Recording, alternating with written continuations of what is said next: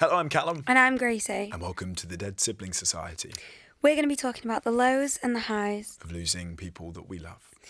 We've realised that as a society, we don't talk about death, dying or grief anywhere near enough. So we're going to be trying to do that. There's a few sad moments, but hopefully bits of laughter as well. Absolutely. Yeah. So, Callum, who have we got on the podcast today? Well, today we've got Sarah Brown. Sarah is the chair of an amazing charity called Theirworld.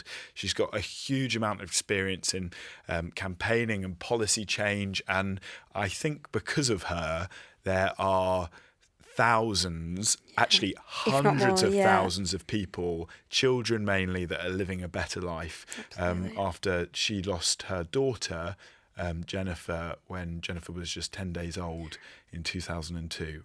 You might know Sarah because she is wife to former Prime Minister Gordon Brown, but today she chatted to us all about her work and the amazing things she's been doing.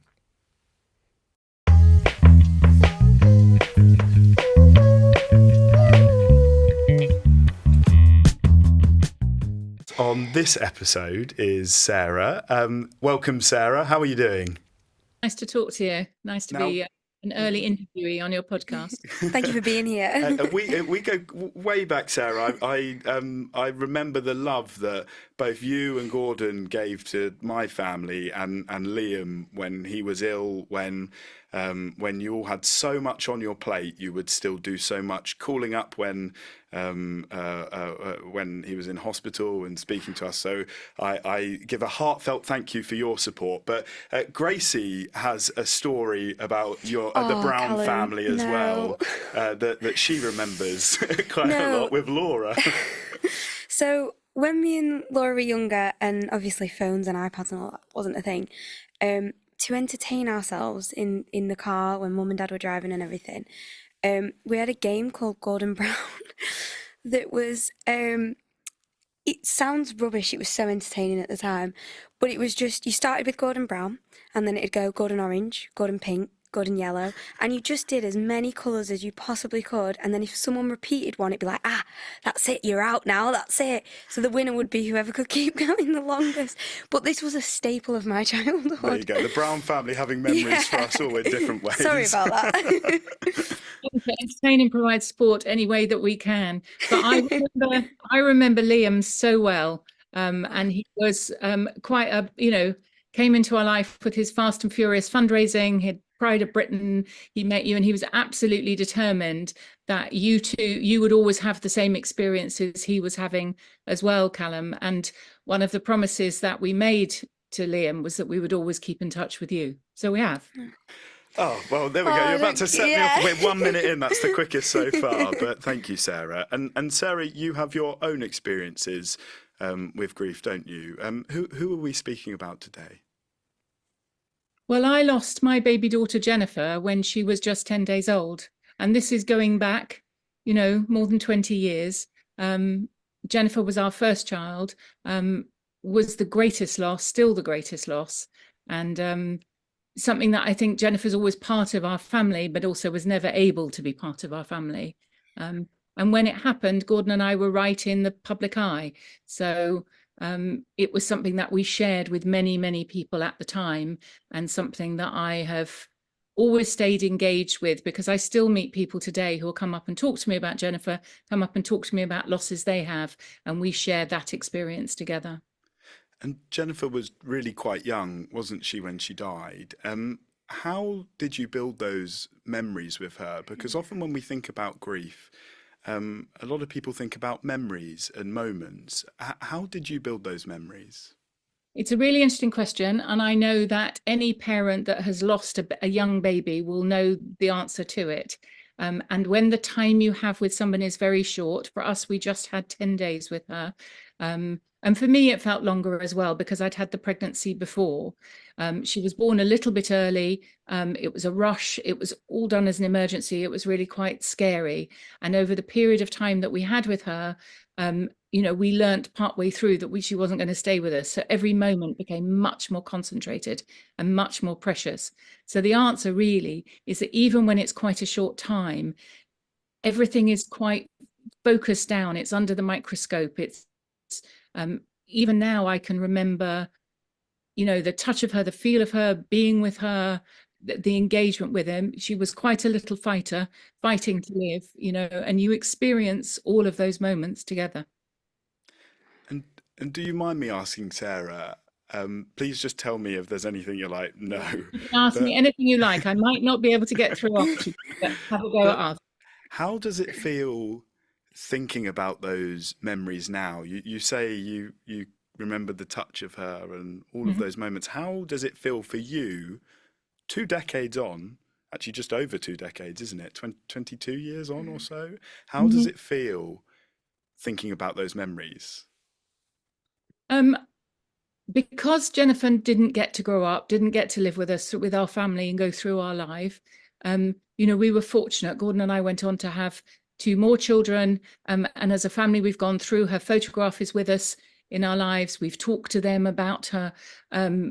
She's very present, but she also isn't present. She wasn't there in our family experiencing with us. And I know from talking to people where, you know, family members have been with them for far longer, and it doesn't actually feel dissimilar. Jennifer's life was what it was. It was really short. It was really amazing and extraordinary. She leaves quite a big footprint with her life because we've gone on to do other things in her name to investigate and explore how to protect other vulnerable pregnancies and premature babies. And so I see her name attached to things, to research work that's taking place. So she's threaded through our life and there, but she's also not. So what I do is I accept that that was the beginning, the duration and the end of her life, and it was lived as a very short life, quite intensely, and with quite a big, you know, shadow that followed with the impact that she had. But I can't make her life longer, and I can't create more experiences from it that don't exist. But I can treasure the very preciousness of what we have. Do you do you find comfort in the fact that her name is attached to so much of what you do? I know with my sister and her name now having a foundation, it's comforting to us, but it's also really hard. Do you? I'm sure at the start when you first sort of started doing everything in order to kind of keep her name alive, like does that still wound as much, or is it quite comforting at the same time? It's a really good question, Gracie. And I know that for you, that loss is quite recent. So Yeah, you've got all that attention and momentum behind people galvanizing, wanting to help support, whether it's with funds, with time, with opportunities to do things in her name. And it is quite bittersweet. In fact, it's very yeah, I'm bittersweet. sure. Um, However, that's done. I don't know that I need or Gordon needs to have her name attached to the work that's going out, but it was the way to galvanize it and make it happen in the beginning. Of You course. know, people that had sent funds, sent support, it was a kind of focal point. Yeah, um, I don't know that we would need to have a name, but certainly I think that the scientists that work with the Jennifer Brown Research Laboratory, that are working in an area looking at the causes and the consequences of premature birth, feel a sense of pride in being attached to that lab. It's built a very good reputation. yeah, The scientists who were the first ones to come and work when it was first set up, just under 20 years ago, have gone on to do amazing things. So the ones that follow are very pleased to be attached to yeah, that recognition. But my memory of Jennifer as a little person and the part of our family is very different. yeah, And I think you do separate them. You see people who've, you know, it's a different example, but, you know, somebody attaches their name to a brand and that brand goes on to become incredibly well known. They still have to be themselves back at home with the hmm, same name. And I often think that must be quite confusing. And maybe it's a little bit like that. And there's so many amazing things you've done in Jennifer's name that I'd love to really do a deep dive into all yeah. the amazing things you've gone on to. But before you got to that moment where, well, I imagine you were actually living that moment, thinking, "What can I do?" As it was all happening. But before you got to that moment of setting up the charity, there was a lot of grief in the spotlight, wasn't it? I know, Yeah. Laura, sorry, You do Gracie, that there every you go. time. This is like, I hate it when people call me Liam. And You I know always do that. Gracie, I know, Gracie, you've Yeah, experienced a level of grief in the spotlight, but Gordon was Chancellor, yeah. wasn't he, at the time? Must have been Yeah. so hard. You, you, how did it feel I just can't imagine how it'd feel going through so much and then everyone was looking at you. So Jennifer was born at the end of 2001. Gordon was Chancellor of the Exchequer. He'd been in that post for 3-4 years. And we lost her at the beginning of 2002. And it was very, very public. I don't know how he had the strength to go back to work after a few weeks. I was able to continue a bit more quietly, but there was a outpouring from people who wrote to us and contacted us. And I received in total 13,000 letters, just over. And Wow. I used that year that I was grieving to go through them and read them and reply to them. Now, that doesn't mean I could reply in detail to all of them, but any letter or card I found where somebody had experienced that loss themselves, I replied to personally. And then I had a postcard I could send with a very sweet picture of her that I could send to everyone else if they'd left their address. Not everyone left their address when they wrote. Did And that bring you comfort, or did you feel like it was almost a sense of duty to respond to them? Why? Because that's a That's lot a of people lot. messaging you. yeah, it's a lot. And it wasn't even social media. That was all physical and letters and some emails. Did it bring me comfort? I don't know. I'm a terrible sense of duty, sense of responsibility person. And I don't even mean that as a compliment to myself. I would absolutely have felt honor bound to kind of go through.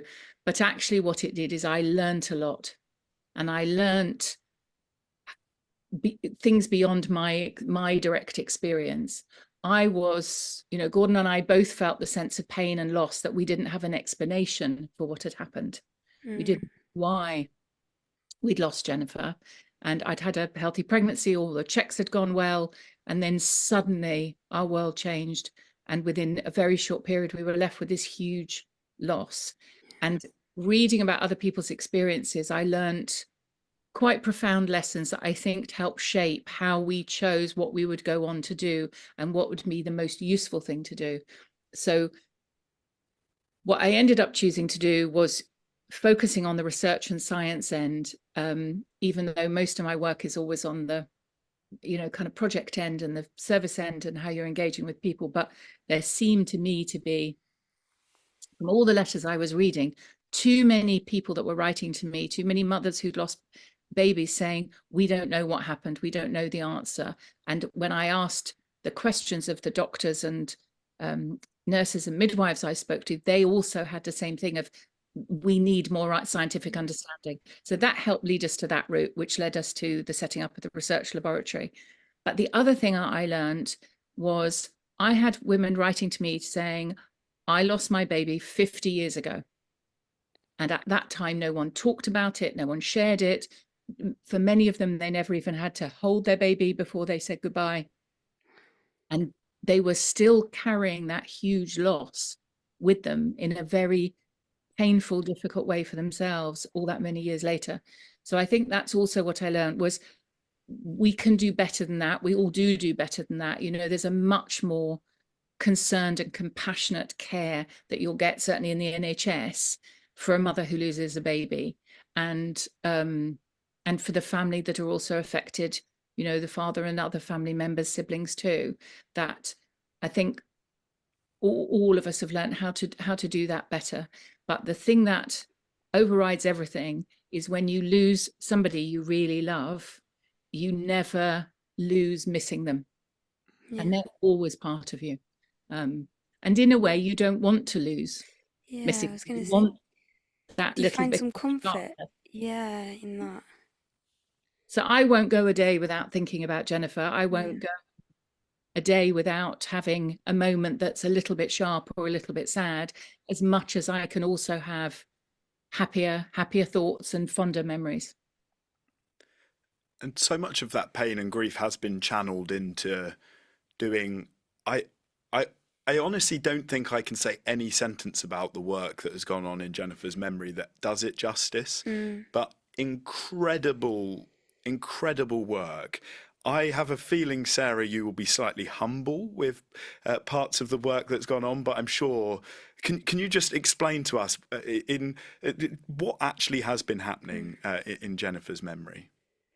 So the Jennifer Brown Research Laboratory is led by a remarkable doctor professor called James Boardman at the University of Edinburgh leads a team where they are really digging deep into what the medical reasons are, the underlying clinical causes are for a premature birth, and for also looking at the implications, because babies are born prematurely and live longer and live more successfully and grow up. But we're now running a 25-year study. It's about 7 years in, tracking a cohort of babies, now children, to look at what the consequences are if you're born prematurely for your health, for your learning, for your education, for, you know, tracking it all the way through. So we've made that commitment all the way through for the Theirworld Edinburgh birth cohort, as a study of about 400 babies, now children, who some born prematurely, some born full term, looking at the differences, because then you'll be able to pay that forwards to understanding earlier interventions you can make that will support premature babies, and also not waste resources where you don't need to. So we can be smarter about it too. So that's been one really important piece. I also chair a charity called Theirworld, and we've connected with you at Sibling Support and really admire the work that you're doing there. And Theirworld supports and does the fundraising for the Jennifer Brown Research Lab and to the birth cohort, but it also has grown into this ridiculous, huge charity that works globally, where we're focused on global education, on looking for where children are missing out on school, on early, really crucial early childhood development, early learning, all the way through safe schools, and having the right skills for the future. And really focused on children who are missing school because of conflict. We have so many wars and conflicts around the world, and children's education gets disrupted. And also increasingly now we're seeing climate crisis as being a reason why education gets disrupted. So we're doing a lot in Africa, we do a lot in the Middle East, we're doing a huge amount in Ukraine at the moment. There's a very big push there to help children keep learning who've been disrupted and can't get to a school. And we have a team of global youth ambassadors where we're now training the future generations to be good campaigners and change makers, and be able to campaign for education, campaign to address climate issues, campaign for greater equalities. I think that sums up. It's Nothing, not just then. me. Anything else? As you do. Oh my God. Do you think that there are children alive to this day, or there are children living a better life, having that access to education that they wouldn't have had, that there are young people who have been so positively impacted by Jennifer? Do you think that's the case? Well, I mean, I know of individuals where that's been. John Smith was the late Labour Party leader, and who was lost far too young. But his daughter Catherine had her baby Ella in hospital in Dundee, born very early. And as she was looking after Ella, Ella's now thriving and going to school and doing very well. But they said to her, you know that Ella wouldn't be here were it not for the work of the Jennifer Brown Research Lab. Wow. How does that make you feel? Does that, like, it sounds like an obvious question, but that is just... Well, yeah. you know, there's the link between Gordon and John Smith, because John Smith had actually given Gordon his, you know, first job in the shadow cabinet, and, you know, they had that connection together. But there's that great cliche that says, if you can change one life, then it's enough. And it turns out that's absolutely true. Absolutely. So I know that the work that Theirworld's doing with education is reaching a lot of children, and that we're unlocking education and opportunity, and also bringing in healthcare. But you know, it's a team of us that's doing it. It's not just on me. But I think when you can thread what you do to one person, it's when you know some of what you're doing is in the right direction. It's That's amazing, incredible. and inspiration to us all. Absolutely. But I guess as well, there still feels like there's so much more to do. Mm-hmm. Am I right in saying there's about 15 million babies born preterm every year? Is that the case? I feel like I've seen that figure somewhere. Yeah, so probably altogether, if you're looking at babies that are born, you know, who don't survive, you're talking about, you know, stillbirths and late miscarriage, but also through to neonatal deaths, which is the first 30 days. 1 in 100 pregnancies that baby gets lost in those stages. And that's an awfully high number to me. You know, that will be you know more than 100 people, you know someone that's happened to. And that was also something that struck me at the time when people wrote to me, was how often you realize someone you know it's happened to and you don't know that about them. But it's part of a bigger thing. We can do better with science, we can do better with the care, we can invest in our health services and look after and nourish that, and we can also help look after parents and families, and you know how they look after each other.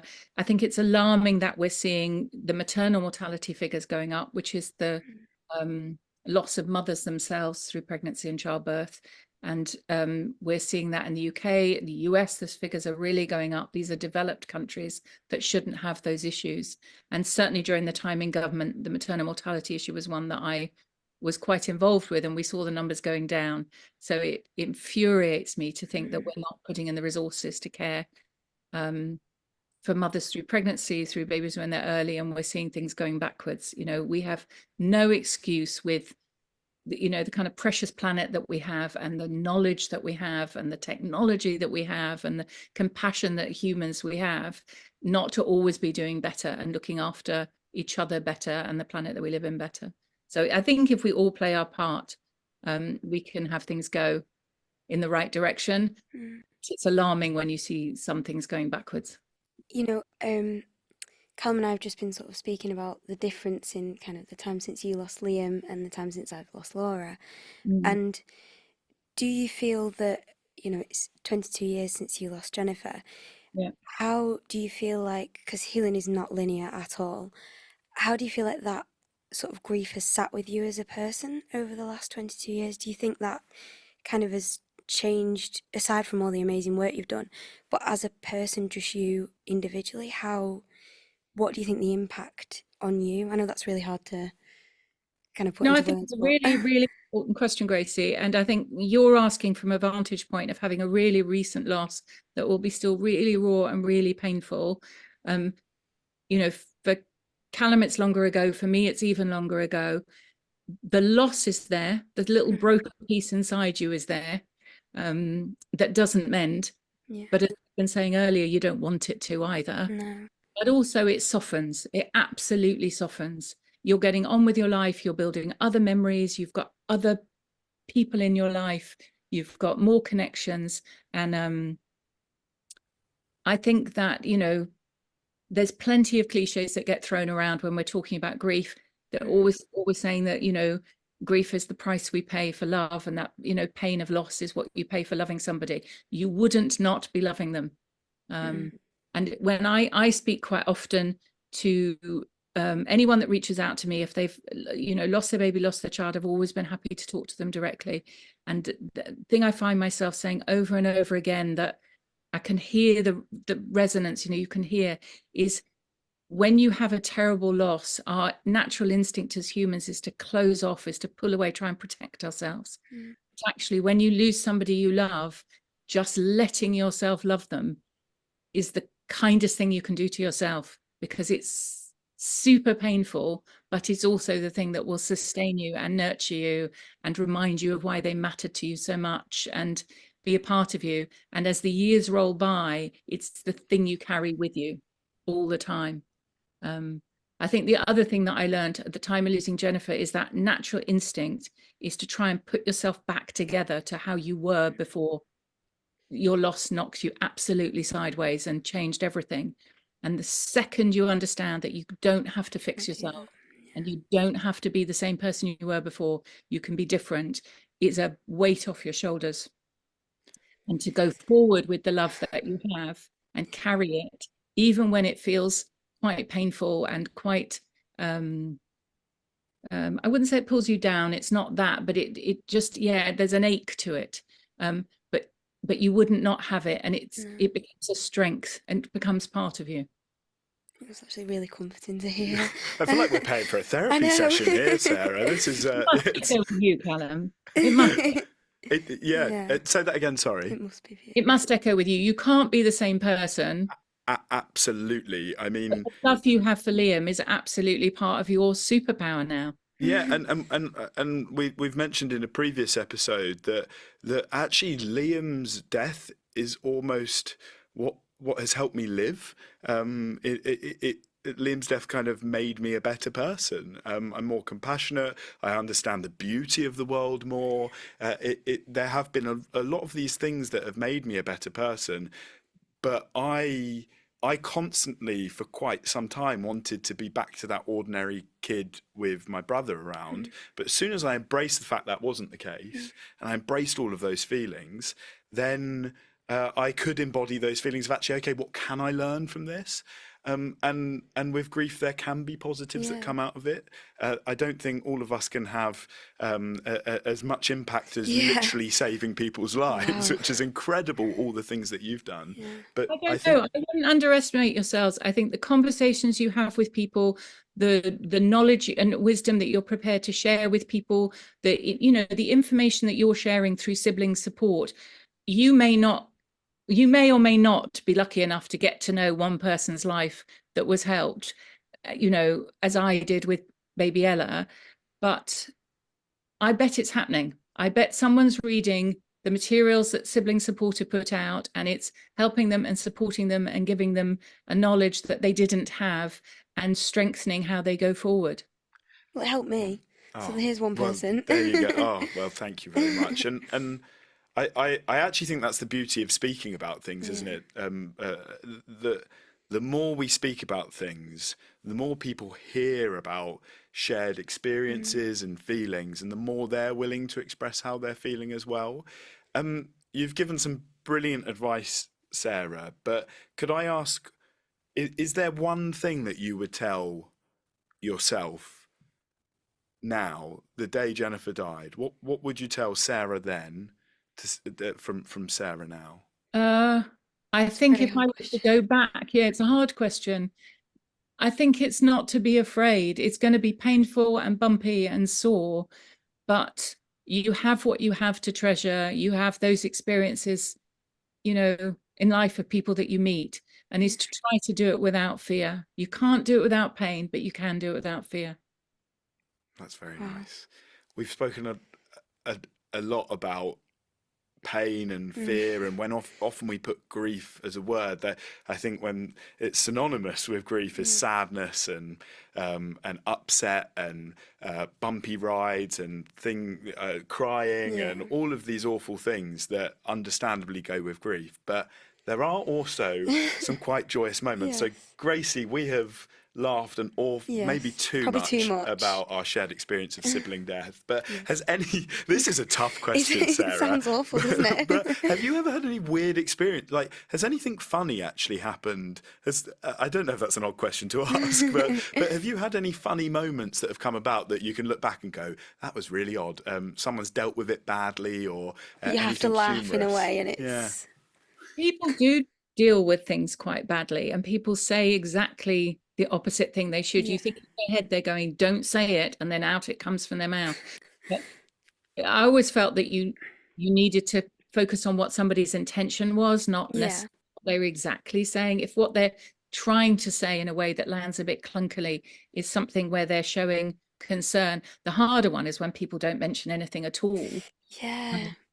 I agree with that. Have you had that, Gracie? Because I imagine that's more memorable for you as well. Have you had people like walking on the other side of the street? Yeah, people who cross the road to avoid speaking to you, or in the supermarket, and you know they've made eye contact with you, and then they're hiding behind packets of crisps because they're trying really hard to not have to. Packets of crisps. It's you, actually. It's your crisps.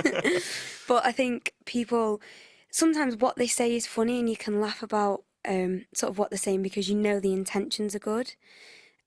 Like there's people who come up to me and kind of go, "Oh, are you the one who?"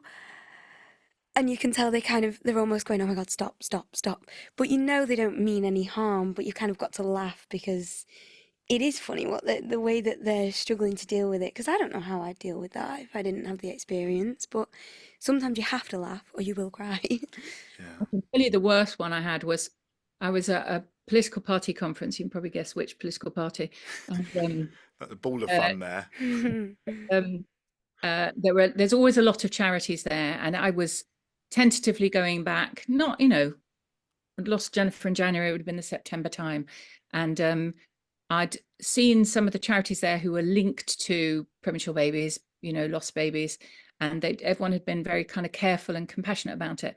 But one of the charity CEOs got very had written quite a lot of letters already, so I knew they were somehow trying to get me to do something, and I wasn't ready, or not just not ready to do something. I didn't want to do something where I wasn't comfortable with what it was. And there was the people who work with me would remember this, but we were trying to walk down a corridor, and this charity chief exec was running down after me. But you've got to talk to me because you can do so much and you could be in our campaign. And it was like, do you know what? That's not anyway. I left my team to go and sort it out, but I sort of know what they were doing and why it just wasn't going to land or work, because how not to do it. Have you got any other advice on how not to do things? Maybe not to charity CEOs, but maybe to not to chase after people is a good tip. My advice on what not to do is, earlier when I call you totally the wrong name, as I love always it. do, I love it. is, and I always get called the wrong name. But if people call me the wrong name, not to break down in hysterics, go, I'm so sorry. I can't believe I've just done that. That's the worst thing I've ever done, and make a big deal out of it. I hate when that happens. Yeah. What other things is there anything you would give advice to someone listening that perhaps needs that advice of what not to do? Well, I think you've got to listen. You've got to tune into what the other person is. So if you're the one who's asking for something, you've got to understand why on earth that person would want to give it to you. So if you're asking them for their time, if you're asking to come in and endorse, if you want them to be a donor, it doesn't matter what you're asking them for. Something has to happen in your head where you go, why would they do it? What do I need to say?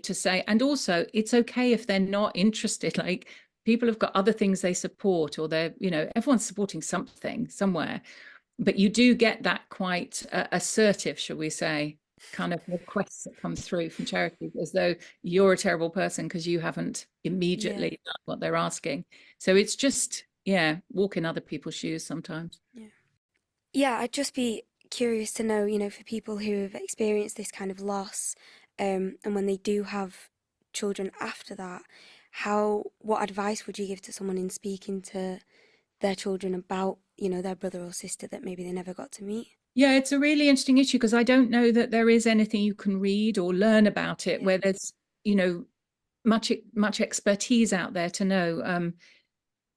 And I certainly have heard from families throughout where they'd lost somebody, or they know that there was a sibling that they never got to meet that had existed before them in their family. And I think it's a really interesting and quite curious loss for families to endure.